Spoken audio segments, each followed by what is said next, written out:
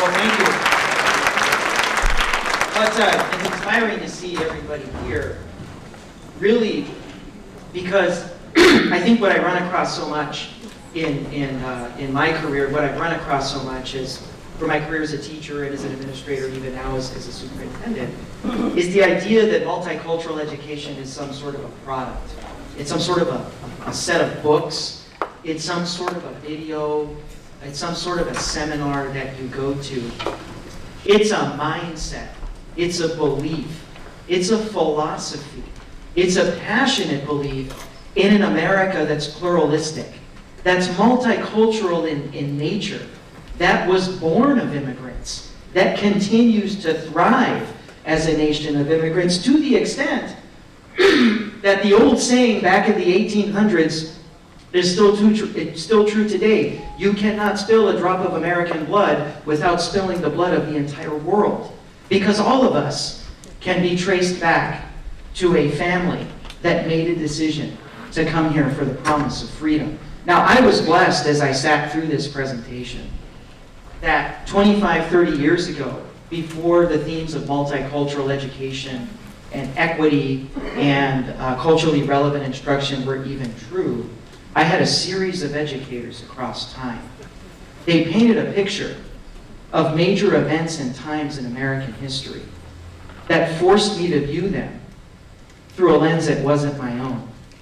I was watching that and that resonated with me. And I like to think that those gifted educators of all shapes and sizes, women, Anglo teachers, African American teachers, Jewish teachers, male teachers, I like to think that some of them, back in the 90s, I'm kind of dating myself, that they sat in a symposium like this, or that they had professional development. I'd like to think that, but I think the sadder reality is I was just lucky.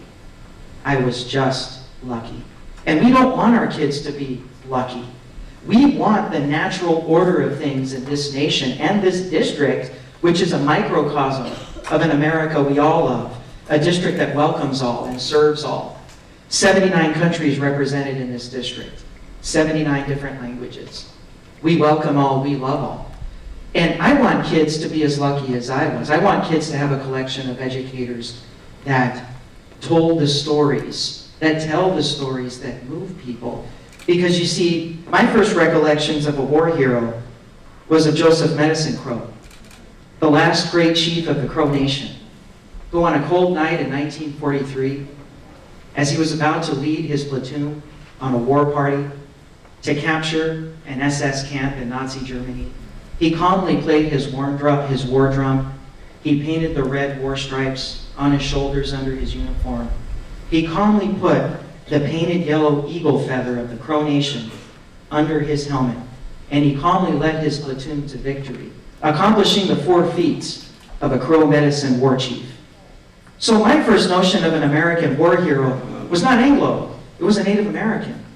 I remember in middle school, after my middle school teacher we finished reading the novel Roll of Thunder, Hear My Cry, poignant story of an African American sharecropping family in the South.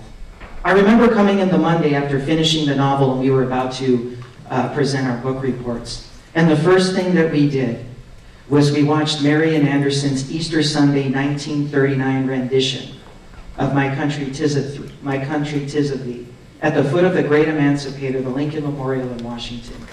I can't remember if anybody didn't cry after reading Roll of Thunder, Hear My Cry.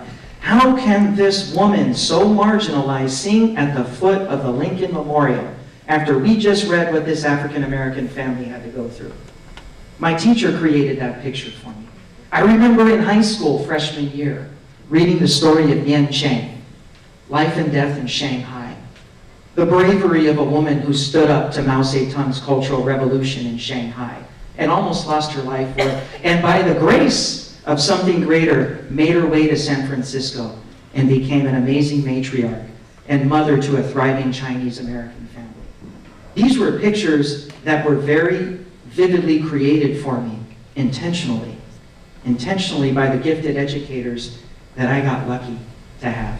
I remember my senior year, studying the story and hearing the story and doing a project on the 2 Jewish American heroes Andrew Schwarmer, Michael Goodman, children of privilege who in the summer of 1964 left a life of wealth in New York City and made the journey during Freedom Summer down to Philadelphia, Mississippi, and found themselves murdered.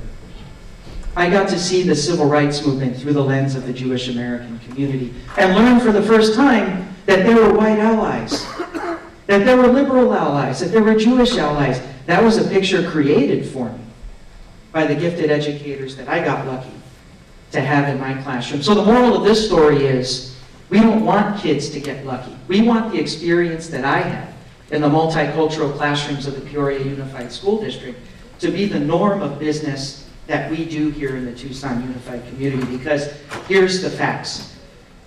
The child that is exposed to diversity and multicultural perspectives becomes the adult that not only tolerates them, but celebrates and defends them.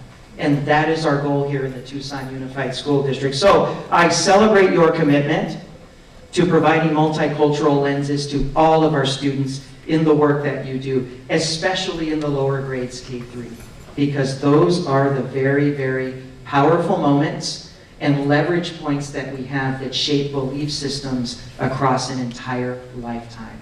Thank you and enjoy today's symposium.